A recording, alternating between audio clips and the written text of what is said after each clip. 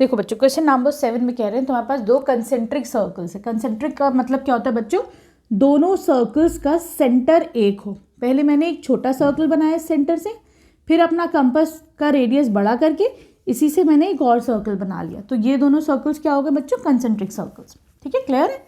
ये कह रहे हैं एक का रेडियस है 3 सेंटीमीटर, तो चलो OP तुम्हारा हो गया 3 सेंटीमीटर। जो बड़ा वाला है उसका रेडियस है 5 सेंटीमीटर, तो OA हो गया 5 सेंटीमीटर। ठीक है, क्लियर। अब ये तुमसे कह रहे हैं मैंने क्या करा, बड़े वाला जो सर्कल है उससे मैंने एक कॉर्ड बनाई, ठीक, जो छोटे वाले सर्कल को टच कर रही है।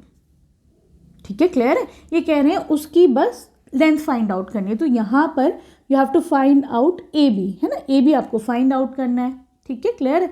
तो देखो बच्चों, हमको पता है कि जो टेंजेंट होती है, थ्योरम 10.1 क्या, एक सेकंड को, हम ये कह सकते हैं कि देखो angle OPA is equal to 90 degrees. OPA 90 degree क्यों है बच्चों, बाय थ्योरम 10.1 क्या कहती है थ्योरम, कि जो टेंजेंट होती है, अब छोटा सर्कल देखो, इस पे टेंजेंट है ये AB, तो जो टेंजेंट होती है वो रेडियस पे पॉइंट ऑफ कॉन्टैक्ट पे जो है क्या होती है, परपेंडिकुलर होती है। छोटा वाला सर्कल है, दिस इज O, ये है तुम्हारा P, इस पे मैं वो बनाती हूँ एक टेंजेंट, तो ये क्या होगी, हमेशा 90 डिग्री एंगल बनाएगी। थ्योरम 10.1 यही कहती है। ठीक है, तो लिख दो थ्योरम 10.1 से ऐसा हुआ, हमें पता है कि 90 डिग्री एंगल बना रही है। चाहो तो इसका रीजन भी दो, क्या रीजन है, पूरा थ्योरम 10.1 लिखो, tangent is perpendicular to the radius at point of contact. ठीक है, क्लियर।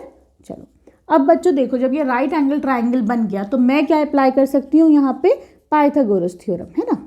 बाय पाइथागोरस थ्योरम मैं क्या कह सकती हूँ बच्चों, यहाँ पर OA square is equal to OP square plus AP square कह सकते हैं हम।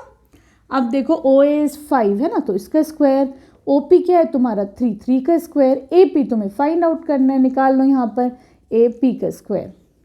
ठीक है, अब देखो 5 का square is 5 5s are 25, this is equal to 3 3s are 9। ठीक है, अब क्या कर सकते हैं, 9 को इधर लिया तो ये नेगेटिव हो जाएगा, है कि नहीं। 25 माइनस 9 बताओ कितना होगा, 16, इसको लिख देते हैं हम 16। ठीक है, अब देखो बच्चों 16 is equal to AP square, है ना। तो मैं यहाँ पर 16 को कैसे लिख सकती हूँ, 16 can be written as 4 × 4 is equal to AP square. ठीक है, यहाँ से अगर मुझे AP फाइंड आउट करना है तो मैं क्या कर सकती हूँ, दोनों जगह स्क्वायर रूट लगा लो, है ना। तो यहाँ से AP आ जाएगा 4 सेंटीमीटर। ठीक है, लेकिन ये तुम्हारे पास खाली AP आया, तुम्हें तो AB निकालना है।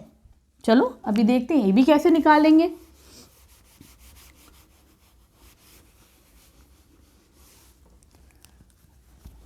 देखो हमें पता है that AP is equal to, sorry, AB is equal to twice of AP। ऐसा क्यों है बच्चों, क्योंकि हमको पता है एक रीज़न कि जो कॉर्ड है, ये बड़ी वाली सर्कल है, इसमें ये कॉर्ड है AB, तो अगर मैं OP से एक परपेंडिकुलर बनाती हूँ तो वो इसको बाइसेक्ट करेगा। ठीक है, क्या लिखोगे, perpendicular from center to the tangent bisects it। ठीक है, इसका मतलब क्या हुआ कि मैंने सेंटर से अगर इस कॉर्ड पर AB पर एक लाइन ड्रॉ करी तो वो क्या होगी, इसको बाइसेक्ट करेगी। ठीक है, क्लियर है। तो AB is equal to twice of AP, मैं कह सकती हूँ AB is equal to 2 × 4, this is equal to 8 centimetres. ठीक, क्लियर। अब आ जाओ क्वेश्चन 8 पर।